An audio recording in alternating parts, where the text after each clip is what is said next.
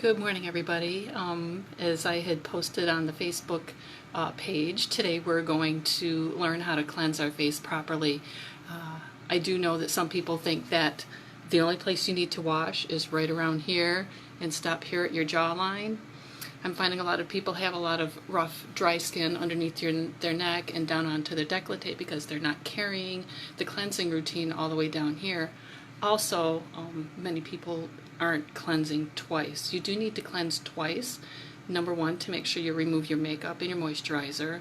The second time is to make sure that you have a really nice, good, squeaky clean.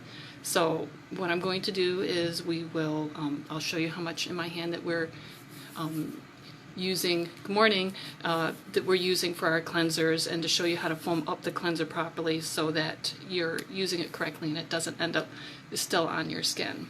So without further ado, off come the glasses. Now I did purposely wear mascara today because you need to see how to remove the mascara with the, I use the pomegranate cleanser. It's my absolute favorite.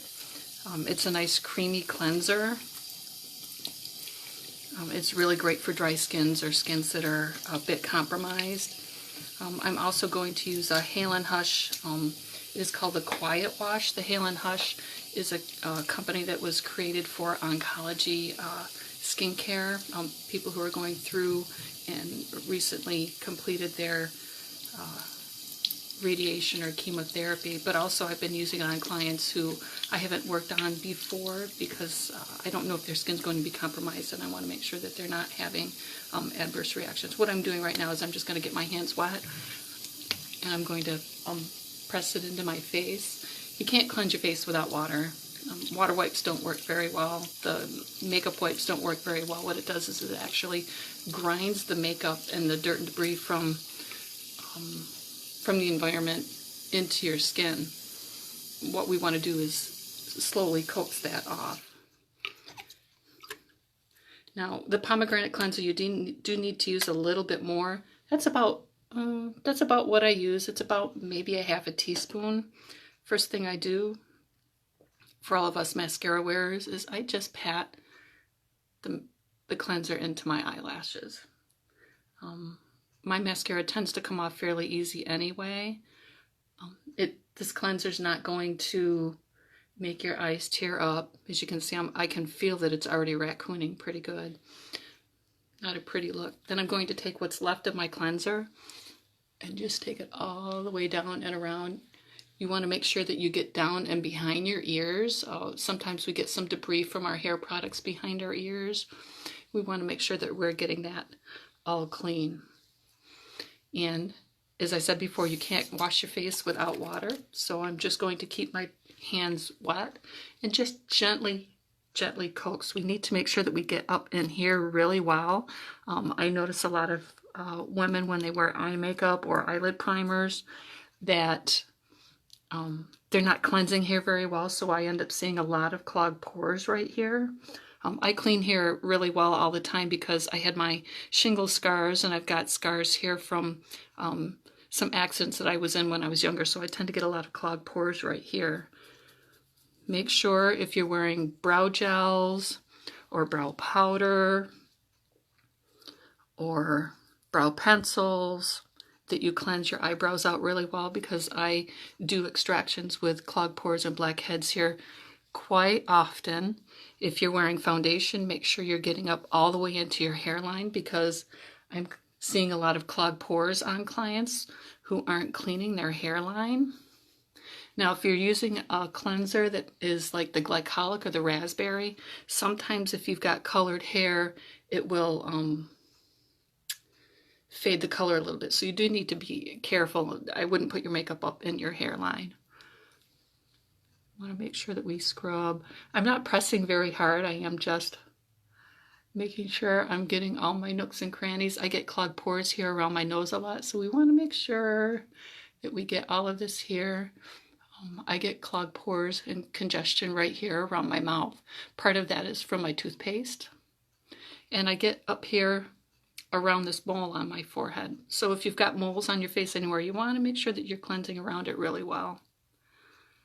And I like to spend a good minute to 2 minutes. 2 minutes is optimal, making sure that we're cleansing the skin very gently to coax up any makeup. The only thing I have on today is eye makeup and a little concealer. Nice gentle strokes up to help decrease these fine lines underneath our neck that we tend to get. And I always like to go down as my last swoop to move the lymph out of my face, because the lymph, when it pools here, can make you look a little puffy. Very, very, very gently up behind my ear. Make sure you get that jawline, especially if you're exfoliating. You want to get this jaw just underneath the jawline here.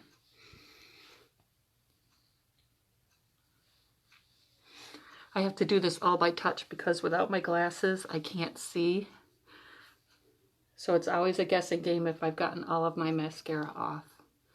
Very, very, very gently from the outsides in. You're going to swipe because our bones attach this way and go around this way. So you're going to cleanse and remove your makeup the direction your eyebrow hair goes, and then you're going to come right around here as well.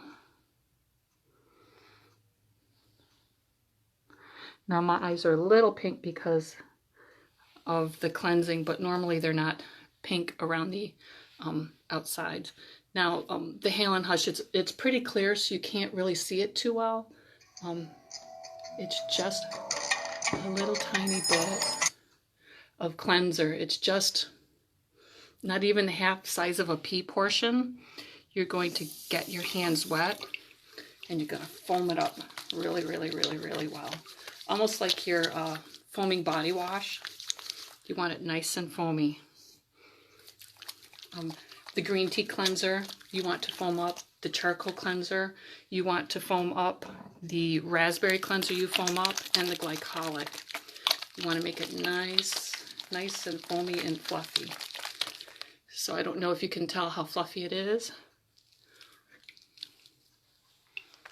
And we want to make sure that we pay attention to our décolleté down here, because this will show our age just as quickly as the fine lines and wrinkles around our eyes. Nice and gentle. And I always, always, always cleanse twice. Even if I'm not wearing makeup at the end of the day, I cleanse twice. It's actually very, very simple.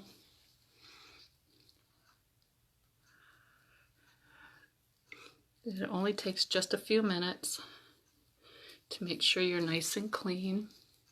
And then when you're finished, you're going to, if it's in the evening time, I had too much cleanser. I got a little bit more cleanser, and it's actually feeling a little thick on my skin. This is another great way to do some lifting on your neck. And you can actually just very gently get this nice and clean, not too hard.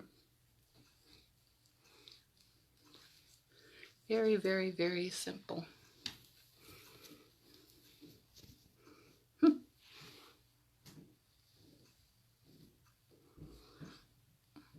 Now, if you've got really dry skin, you want a cleanser. Truly dry skin. Dry being a type, not a condition. My skin type is dry. It's always been dry. It does not produce as much oil as other people. So I use one that's creamy like the pomegranate or the charcoal clay cleanser, because it leaves lipids on the skin. It leaves that, I can't say film, but it doesn't strip all of the oils off the skin. If you're really, really oily or breakout prone, you want something that doesn't leave that occlusion on the skin. And that's all she wrote. It's really not that hard. Doesn't only take just a few minutes. So really, there's no excuse not to be cleansing your face correctly. I've been doing a lot of training with some clients and a few estheticians that really want to make sure that their clients understand how to cleanse their skin. In the morning, if your skin is a little oily, if it's dry and it's oily, if your skin is normally dry and you feel a little oily when you wake up, you only really need to do one cleanse. You don't need to do two.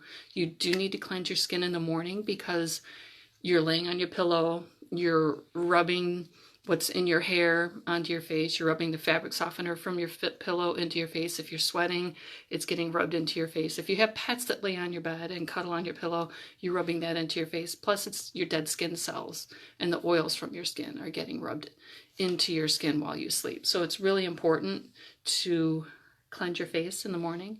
And then at night, it's so important to make sure you have all of your makeup off, because if you aren't washing your face, if you're leaving your makeup on, every single night that you don't cleanse your skin, you're aging your skin 7 years. Nobody wants that. We want to stay as young looking as possible. So, comments and questions below. If you've got questions about your specific cleanser that you're using and how best to use it, I will be doing a video showing you exactly how to foam up each separate cleanser. That'll be one video, and I'll be going through showing you exactly how much you're supposed to be using and exactly how to foam it up, how to apply it to the skin and make sure that it's all cleansed. But every morning, every night, cleanse your skin, use plenty of water. Don't use a lot of heavy-handedness. Just be nice and gentle and coax your makeup off the skin. That's why we cleanse twice. Remove the makeup, cleanse the skin. Y'all have a great weekend, and I'll see you next week.